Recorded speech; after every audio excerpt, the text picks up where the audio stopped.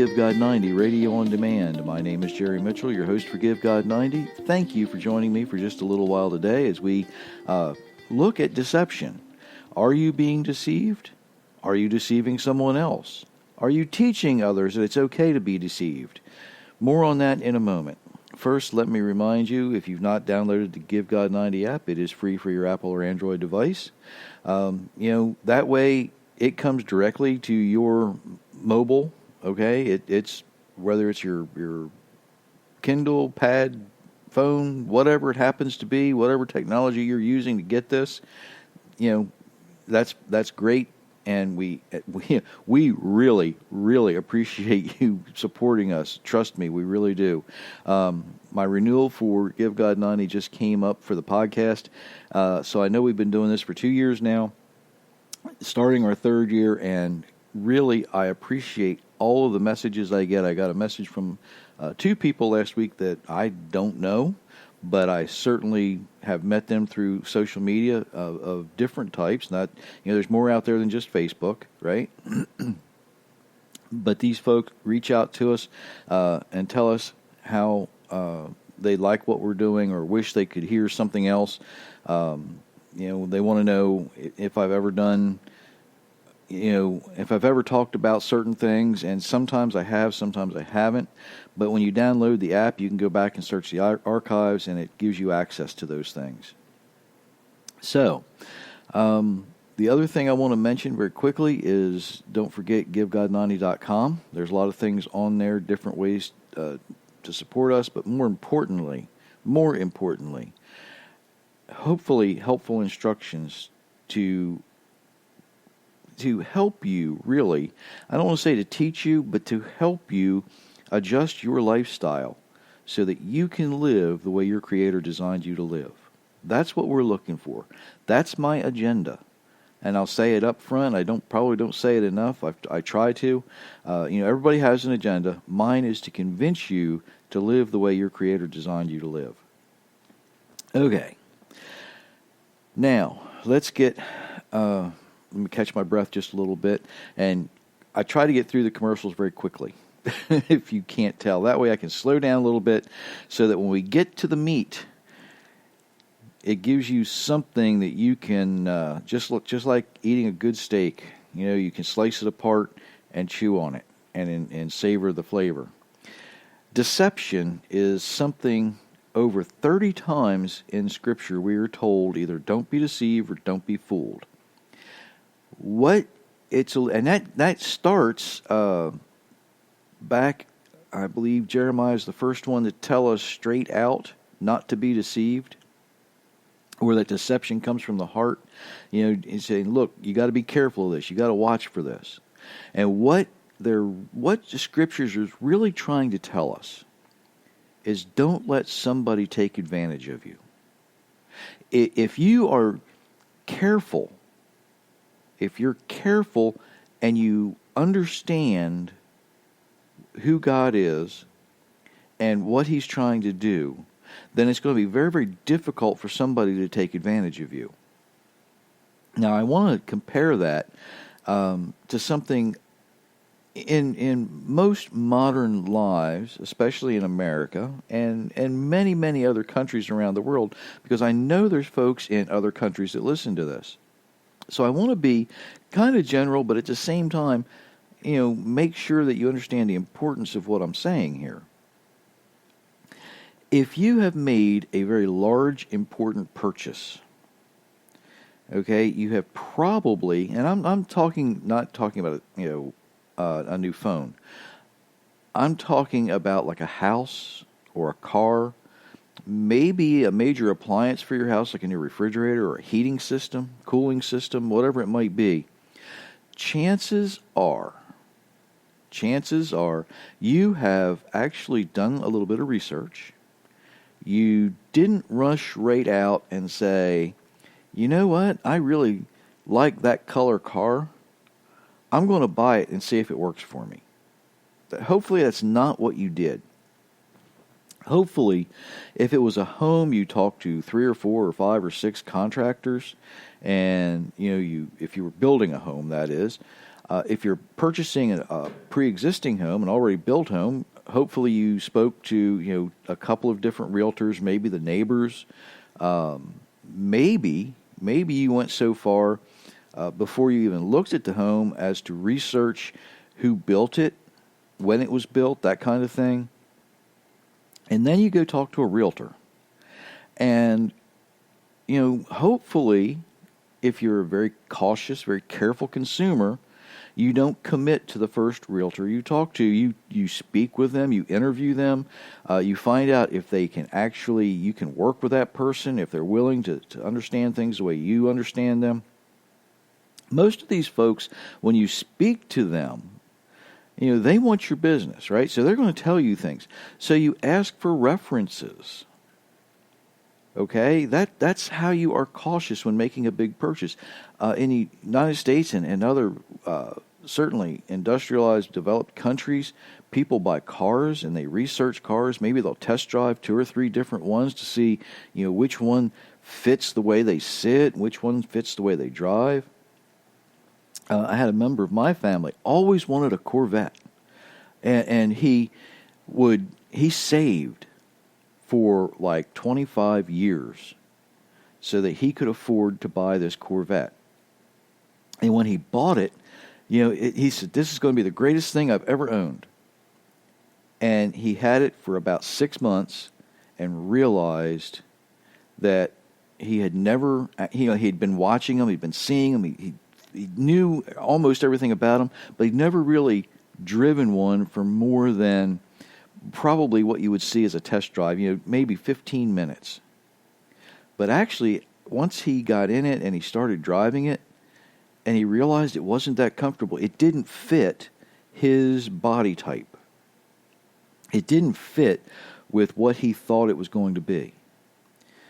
So, hopefully before you make those purchases, you're going through and you're actually researching and you're finding things out so that you're not fooled, you're not deceived. You don't see something pretty like a Corvette, okay, and you go buy it without spending a lot of time researching behind the wheel. Now, the member of my family did a lot of time researching. But his biggest mistake, and I'll say this way, was he didn't look at the year he was sitting in because they changed seat styles, right? And he knew what year fit him, but he couldn't find one for that year, so he bought a different one, and he only had that car a very short time, and it just wasn't comfortable. And another thing is, once he actually got over that a little bit, and he got a handle on the car, he realized it wasn't a good fit for him, handling-wise, speed-wise, I should say. So, I've seen people have buyer's remorse after purchasing homes. And there's nothing wrong with the home. It just isn't the design and the layout that they really needed. They bought something because maybe it was available where they wanted it, was in the right location. But they, if they'd have waited just a little bit, it would have been much better for them. They could have found a home that was better suited for their lifestyle. And I say all of that because people, when they make large purchases, and I'm talking purchases well over $1,000 US, okay? They're kind of careful. It's not like going to a cheap department store type place or a discount place or a thrift store and buying, a new frying pan. That, is different. People, when they make large purchases, are careful. Normally, they don't buy impulsively large things, or they don't buy large things impulsively, I should have said. So why don't we treat Scripture the same way? You see, many times people listen to the people that they trust. They take, just like, oh, you should go to this store to buy a refrigerator. You should go to that store to buy a refrigerator. You should use this car dealership. Check them out. Maybe people say, if you're buying a house, people will say, well, I had really good luck with this contractor. I had really good luck with this realtor. When it comes to something as important as your spiritual and emotional and overall design well-being, don't you think you should be just as careful?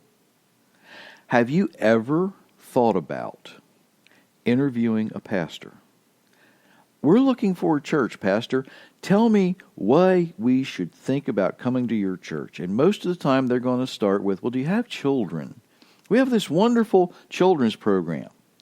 Maybe it's if you're older, okay, if you appear to be a senior citizen type and you live near a retirement community, maybe they'll start with, well, we have wonderful programs for our seniors. We get together and we do this and we have this and we can go here. When they start that, that's not, that should be a warning, okay? I'm going to say this flat out. That should be a warning to you. If they start talking about their programs before they start talking about their beliefs, how they worship, why they worship, okay, you already know that's probably a place you don't want to be. If you're looking to be entertained, I need to be careful how I say this. If you're simply looking to be entertained, you can go anywhere and be that. If you're simply looking for a safe place, a safe environment, there's places you can go. If you're actually looking for someone who's going to instruct you in Scripture, who's going to feed you spiritual meat, those are the pastors who start with, well, we believe that Scripture is Scripture. We believe the Bible is the instructions that we follow.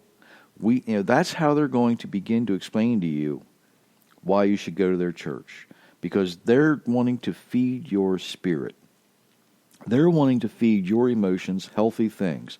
They're wanting you to take care of your inner being before they satisfy your physical needs.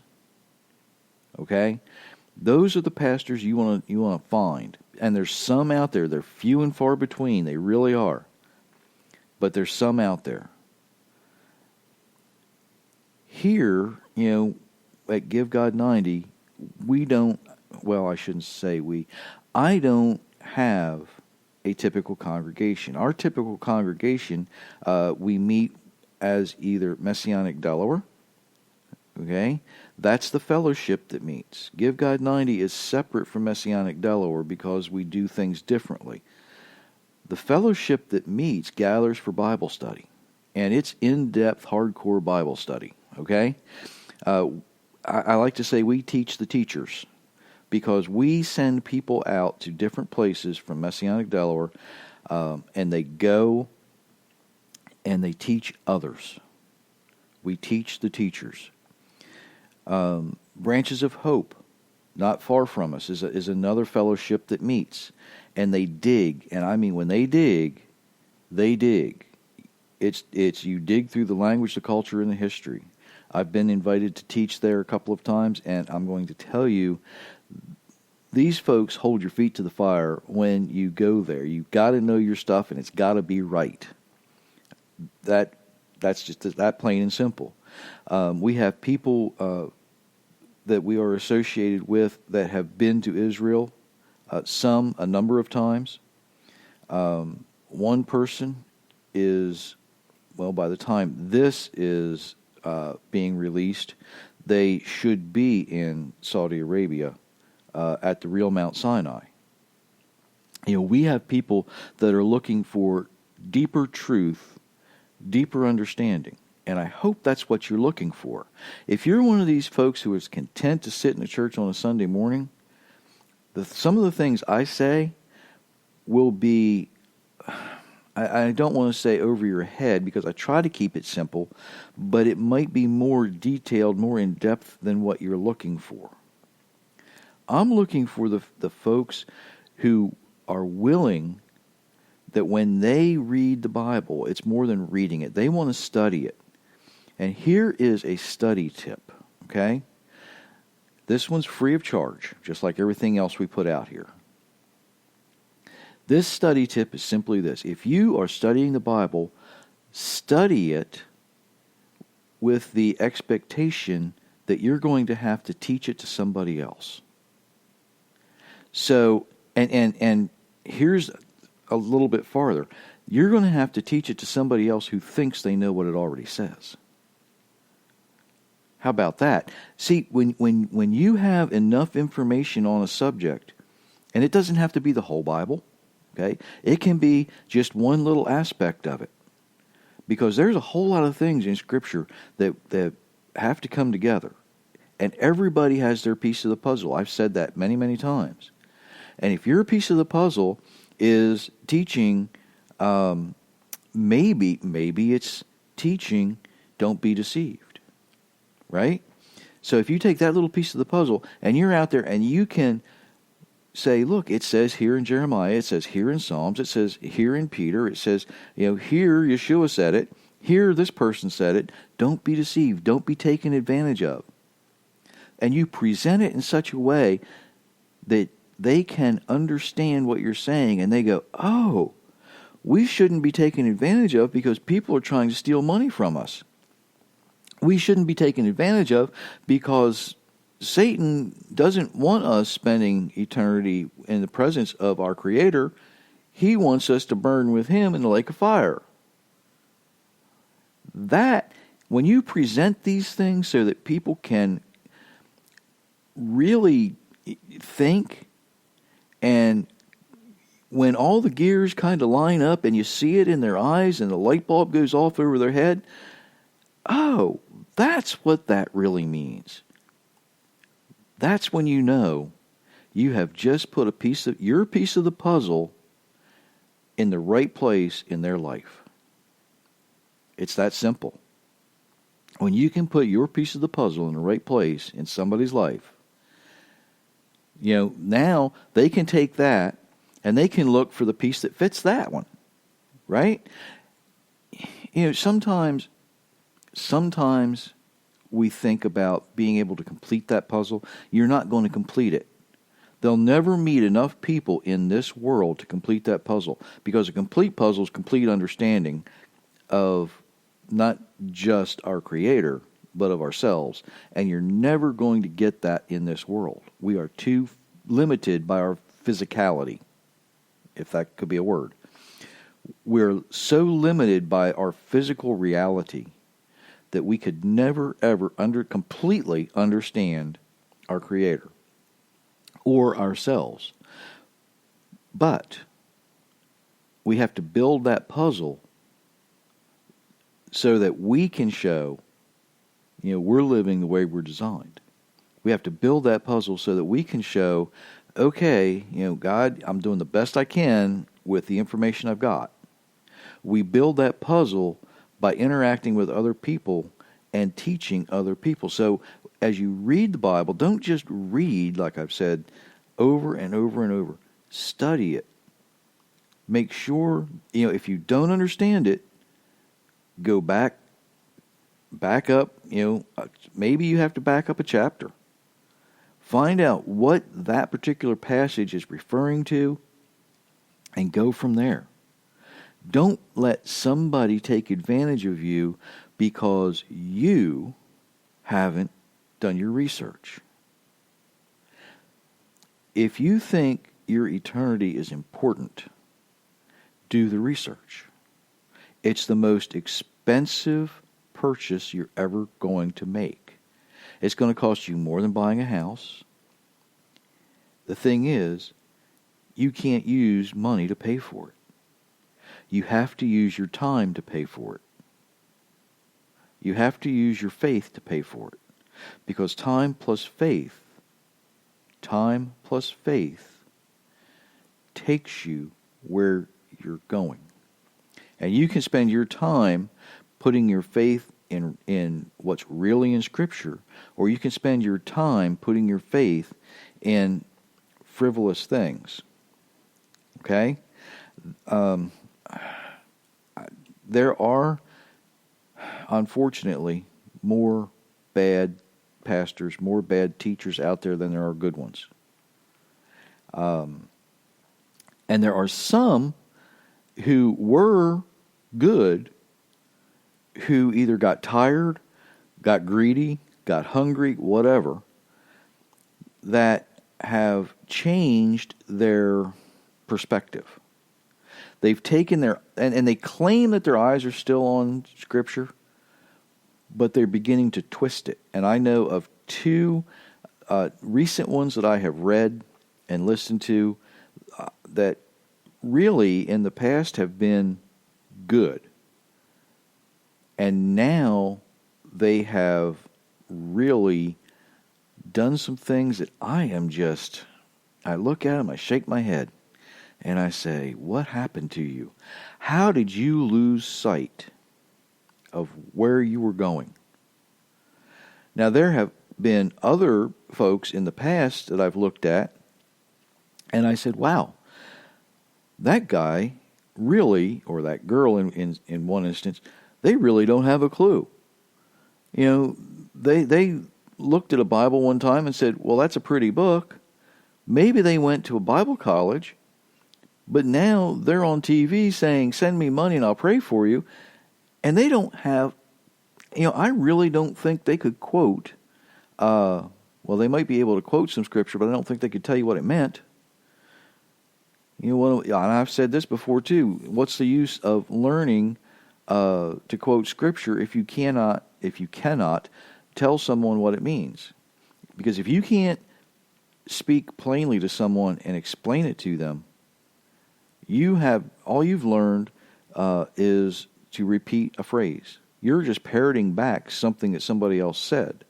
You have no clue what it means. You can't understand it yourself. And some of you are sitting out there, well, Scripture's hard to understand. No, it's not. It's easy to understand if you're willing to understand it from the perspective of the person who wrote it. And you're willing to understand from the perspective of the people it was written to. The other thing we have to be careful of, especially with these things that are this important, is when we're doing our research, that we not only look at the positive reviews, okay?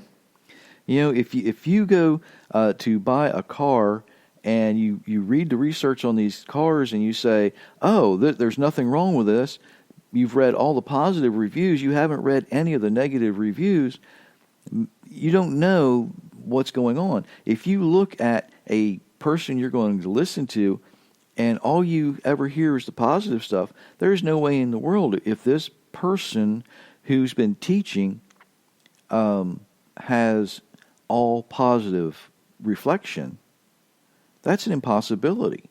That is really a statistical impossibility.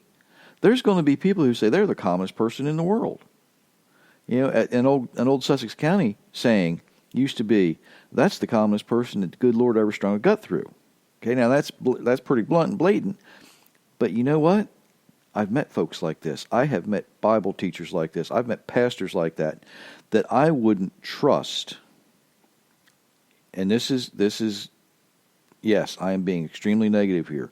I have met pastors that I would not trust. If I laid a dollar bill on the table, if I laid a penny on the table, I wouldn't trust them to walk by it without picking it up. I have met pastors that I wouldn't trust in the same room with anybody. Okay? It's just that plain and simple. There are evil pastors in the world. They are not even wearing sheep's clothing anymore. They're just blatant wolves out there trying to take advantage of everybody that they can. And throughout Scripture, we are told over and over and over again, don't be fooled, don't be deceived, let no man deceive you, let no woman deceive you, just don't be deceived. You've got to know this stuff. You've got to do your research so that when these people show up, and they will show up, you can look at them and say, no, I don't trust you. I know you're a liar. I know you're a false prophet. I know you're wrong. You are spreading evil. You are not spreading good. You're not, you might be speaking the word, but it is not your word that you're speaking. I know one pastor in particular, and I'm not going to give his name because he is, well, let's just say he's not free to preach anymore. How's that? He had, in the past, some good words. And through some evil doing, he wound up incarcerated. Now, this person needed to be incarcerated. What he did was flat out evil. And a couple of you are thinking, well, I know a couple of pastors like that. I bet you do. Some might be incarcerated for a really, really good reason. I can tell you a couple that are incarcerated for kind of shaky reasons. Okay? One I can mention, and I will mention because I kind of admire the guy, is Kent Hovind. And he is a creation pastor who was put in jail for spending his own money to buy I think he was a backhoe, trackhoe. He was developing a piece of property on their own to actually build a biblical type, I don't want to say theme park, but it was a place where people could go learn about creation.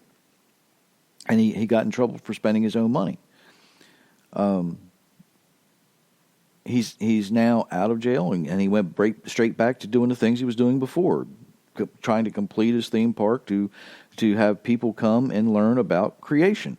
That's his piece of the puzzle, is teaching creation. And if he can teach you that, yes, Genesis chapter 1 is real, then he is succeeded in putting his piece of the puzzle in your life.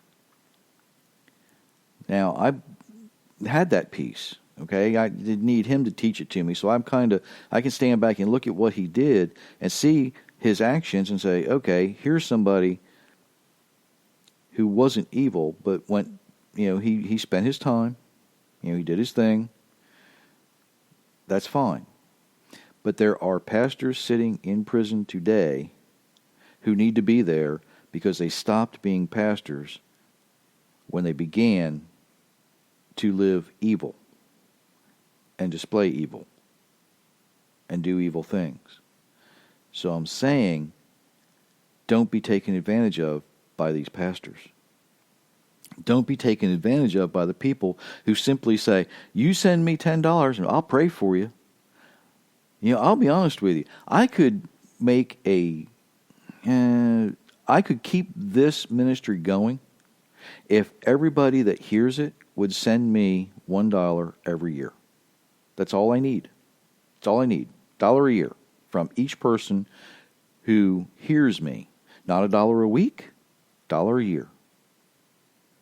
Now, thankfully, there are people who do more than that, okay? And I appreciate it because not everybody that hears me can afford to send me $1 a year. Not everybody that hears me wants to send me $1 a year. You get what you pay for, right? And we put stuff out free. That's what we're here for, to make sure that you are not taken advantage of. You are not deceived. By the way, that's not a beg for money here, okay? That's just saying that's what it takes to keep us going. But here's the other thing. Here's the other thing. There are people out there who will take advantage of far more than your finances. They will take advantage of your time. They will take advantage of your talent. They will take advantage of the skills that your Creator designed and put into you to benefit other people. And they will try to suck it all up for themselves. Don't be taken advantage of. Don't be deceived. Don't tell somebody, well, I'd rather them take advantage of me than somebody else. That's the wrong attitude. Don't display. It's okay to be deceived, because it's never okay to be deceived. Watch out for these folks, and the best way I can tell you to watch out for these folks is to do your research, not just about the major purchases, but the most important purchase you'll ever make, and that is the purchase of your eternity. Do the research. Read your scriptures. Study scriptures just like you have to teach it to somebody else. And once you do that, once you start doing that, you'll understand it in a much more concise way, and it will make more sense. It typically is going to make more sense to you. Okay? I have heard many, many people say that they learn more when they're preparing a lesson than they ever do sitting and listening to somebody else. Ladies and gentlemen, I hope this has been a blessing to you. I pray that you have a blessed week.